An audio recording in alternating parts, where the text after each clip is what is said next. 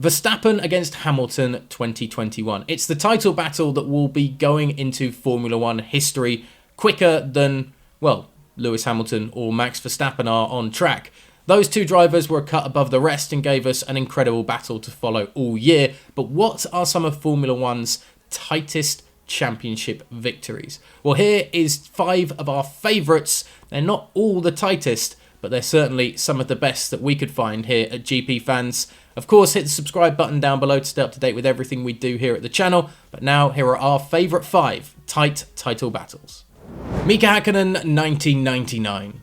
Now, there are a number of Hakkinen and Michael Schumacher battles that we could have gone to, but with the 2 points that separated the McLaren driving Finn and the Ferrari number 2 driver Eddie Irvine in 1999, this is where we're going to start.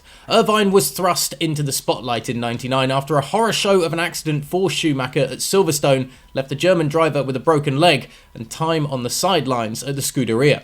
The Irishman had won the opening round of the championship that year, but was used to playing the role of number 2 to his teammate. But with Schumacher gone, Irvine was Ferrari's best bet to win the driver's title against Mika Hakkinen.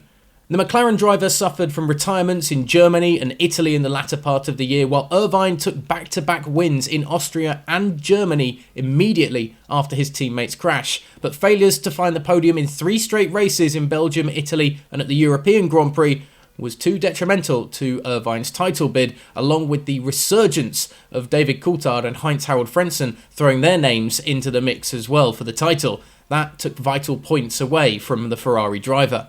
A last race showdown in Japan saw Hakkinen cruise to victory, with Irvine finishing 3rd behind his returned teammate Schumacher, and by 2 points, Hakkinen was once again world champion. 1976, James Hunt.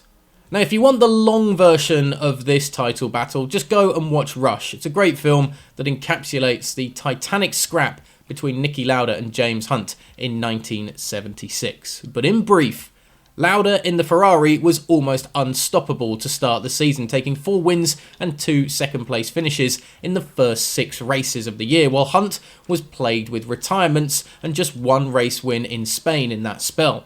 A win in France for Hunt and a disqualification at his home Grand Prix at Brands Hatch took the championship to Germany and the Nürburgring. There, Lauda suffered a brutal crash that saw his car engulfed in flames along with him, and the Austrian suffered severe burns and was fighting for his life. Hunt would take advantage of this in the championship, finding a win in the Netherlands before Lauda returned to the track, amazingly just 2 races after his crash. A podium in the United States kept the Scuderia driver ahead in the standings going into the final race in Fuji, Japan. Torrential rain left the race in jeopardy, but the title decider went ahead. But Lauda decided to retire his car mid-race, believing the conditions were too dangerous to drive in, while Hunt remained on track, fighting. The British driver dropped down to 5th due to a puncture, and only a 4th place finish would give him the title. Putting the pedal to the metal, the McLaren driver made up 2 places in the final few laps to take his one and only world title by just 1 point, with a phenomenal performance in very dangerous conditions. Niki Lauda, 1984. Alain Prost and Niki Lauda had as tight a title battle as you could imagine in 1984. The Frenchman Prost was new to the McLaren team that season, but was quick to get to grips with the raw pace of the car and was faster than his Austrian teammate and title rival in terms of raw speed. Lauda suffered in the early part of the season, with 3 retirements in the first 4 races in '84, taking a win in the South African Grand Prix only. In fact, Lauda had just 3 podiums, 2 wins and a second in Canada, and 6 retirements in the first 9 races of the year, while Prost had 5 podiums and 3 race wins in that same run, including a drenched Monaco Grand Prix race victory where half points were awarded due to under 75% of the race being completed. The second half of the year, though, Lauda was a machine, with 3 wins and 3 second-place finishes in the last 7 races of the season. That put him ahead of his rival going into Estoril and the last race of the campaign. Prost would take the race victory, but Lauda was right behind him in second, and thus giving him a half-point victory in the Drivers' World Championship. Half a point. Half. Not even 1. Lewis Hamilton, 2008. Lewis Hamilton and Felipe Massa went toe-to-toe in Brazil in 2008 after an epic season of slugging it out between the two drivers. Disqualifications, Crashgate in Singapore, and some close contact action between the two World Championship leaders in Fuji, Japan, had created a thrilling title race as the British driver at McLaren and the Brazilian for Ferrari took the title down to the wire at Interlagos. Massa had found victories in Bahrain, Turkey and France, while Hamilton took the opening Grand Prix of the season before a win in Monaco and a sensational drive in wet weather conditions at Silverstone in the first half of the year. But in the second half of the year, only 2 more race wins for each driver would come, with Hamilton holding the advantage going into the Brazilian Grand Prix in Sao Paulo.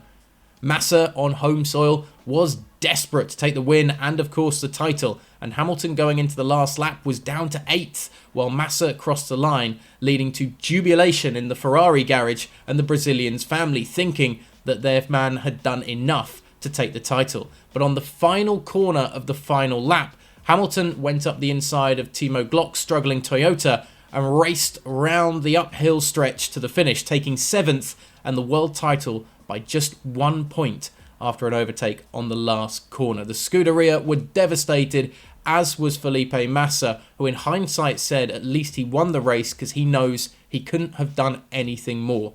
A fine margin to deny Massa his world championship and give Lewis Hamilton his first of, at the moment, 7. Kimi Raikkonen, 2007. McLaren were a team with 2 title-fighting drivers in Fernando Alonso and a young rookie named Lewis Hamilton. Kimi Raikkonen was the former McLaren driver, now in the red of Ferrari. 3 drivers who all had their eye on the prize of the World Championship. It was Kimi who started the season brightly with a win in Australia to open the year, followed by 2 podiums in the Malaysian and Bahrain Grand Prix to follow. But the British rookie Hamilton was more than matching him, and by the midpoint in the season held a 12-point lead over the rest of the pack. But after retirement at the European Grand Prix, Kimi came in flying to the latter part of the year, while the 2 McLaren drivers kept taking points off each other with no clear number 1 driver designated by the team. While Hamilton retired in the penultimate race in China, failing to make the turn into the pit lane on bald tyres and beaching his car in the gravel, Raikkonen took the race win, leaving all 3 drivers in the mix for the final race of the season in Brazil. Again, Lewis had an awful time in Sao Paulo, struggling off the line and falling down to 8th early in the race before gearbox problems sent him even further back down the field to 18th. Raikkonen, however, was just majestic in his final race of the season, putting the power down when he needed to overtake his teammate Felipe Massa and take victory in impressive fashion, while Lewis could only pull himself back to 7th and Alonso finished 3rd behind the 2 Ferraris, giving Raikkonen the World Championship by just a point ahead of both Alonso and Hamilton, the tightest ever margin to separate the top 3 drivers in Formula 1 history. So those are just some of our favourite tight title battles here at GP Fans. What are the best of the rest? Which ones should we have included? Or perhaps if we do a top 10, should we be adding to our list? Let us know in the comments section below as always. And of course, to stay up to date with everything that we do covering Formula 1 this off-season before we get back to business in Bahrain in 2022, hit that subscribe button down below.